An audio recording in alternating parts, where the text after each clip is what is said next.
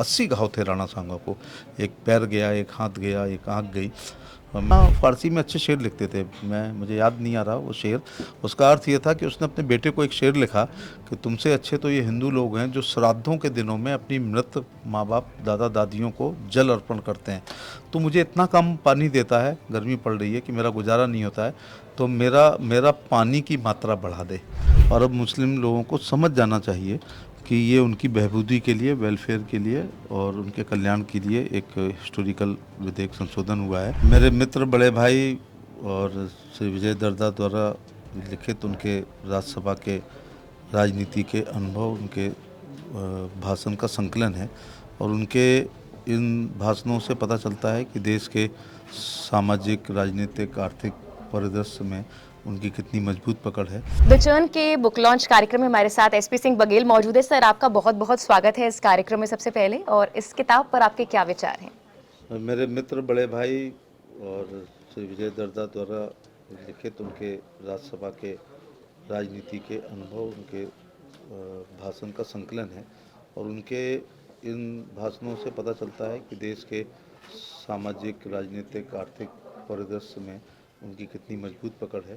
और विदर्भ में चूंकि उनका बचपन बीता है, तो विदर्भ में ही ज़्यादातर उस ज़माने में सुसाइड होती थी, किसान परेशान होता था।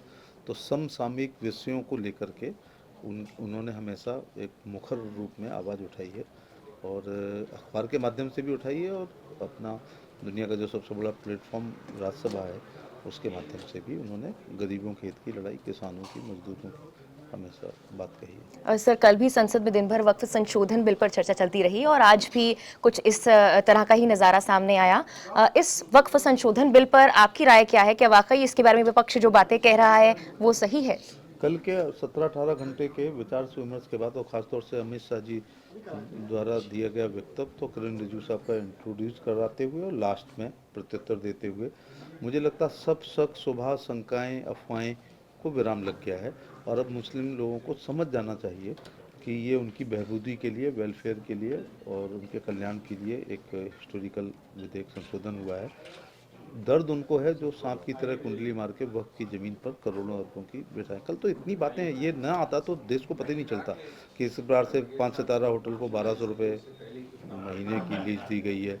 और नंबर 3 पर हमारी ज़मीन है। आर्मी डिफेंस पर अगर है तो उसका राष्ट्र रक्षा में सदुपयोग हो रहा है। रेलवे के पास है तो आप देख रहे होगे, सिंगल लाइन होती थी, डबल हो गई, 4 लाइनें हो गई। कोयले का इंजन था, डीजल आया, फिर इलेक्ट्रिक आया।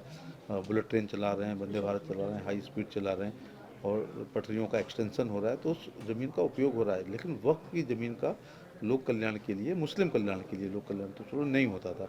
तो अब उसका उपयोग मुस्लिम गरीब लोगों की शिक्षा के लिए, चिकित्सा के लिए, स्किल डेवलपमेंट के लिए, अनाथालय के लिए, विवाहों के लिए, मुसाफिर खानाओं के लिए उसका उपयोग होगा। सर, एक आखिरी अब दो सवाल है। तीन साल बाद अगर आप पार्लियामेंट में कोई क्वेश्चन आएगा जी। वक्त के ऊपर, तब हम बेहतर अंतर बता पाएंगे कि हमने जब ये विधेयक पास किया उसके जी। बाद कितना गुणात्मक परिवर्तन आया है वेलफेयर में मुस्लिम लोगों के लिए। सर, एक और सवाल है। राणा सांगा मामले को लेकर आपकी जो टिप्पणी रही है और समाजवादी पार्टी की जो टिप्पणी रही है, दोनों के बीच में गहमा गहमी बनी हुई है, उस पर आप क्या कहेंगे?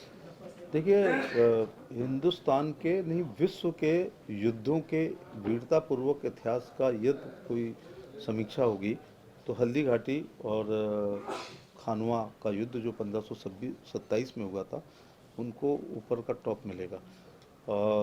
1526 का पानीपत का युद्ध जो बाबर और इब्राहिम में हुआ, हमारे लिए तो बेमायने था। एक मुगल था और एक अफगानी था। लेकिन जो 1527 का खानवा का युद्ध हुआ है, वो देश का भाग्य निर्धारण करने वाला था। यदि बाबर उसमें मारा जाता, यदि, तो औरंगजेब नहीं झेलना पड़ता। औरंगजेब नहीं झेलना पड़ता तो हिंदू मुस्लिम में जो बहुत सारा वैमनस्यता, उसके पीछे औरंगजेब, उसकी नीतियाँ, उसका कत्लेआम, उसका धर्म परिवर्तन कराना, उसका जजिया लगाना, और ये भी है। वो कट्टर सुन्नी मुसलमान हो सकता है कि अपनी वैलिड इनकम से खाना खाता हो, लेकिन 4 भाइयों का कत्लेआम करके कुर्सी पे बैठना और अपने बाप शाहजहाँ को कैद करना। तो शाहजहाँ फारसी में अच्छे शेर लिखते थे, मुझे याद नहीं आ रहा वो शेर। उसका अर्थ ये था कि उसने अपने बेटे को एक शेर लिखा कि तुमसे अच्छे तो ये हिंदू लोग हैं जो श्राद्धों के दिनों में अपनी मृत माँ बाप दादा दादियों को जल अर्पण करते हैं। तो मुझे इतना कम पानी देता है, गर्मी पड़ रही है, कि मेरा गुजारा नहीं होता है, तो मेरा मेरा पानी की मात्रा बढ़ा दे, मैं तो अभी जिंदा हूँ। तो दारा शिकोह को मारा, मुराद को मारा, बाकी भाइयों को मारा, तो 80 घाव थे राणा सांगा को। एक पैर गया, एक हाथ गया, एक आँख गई।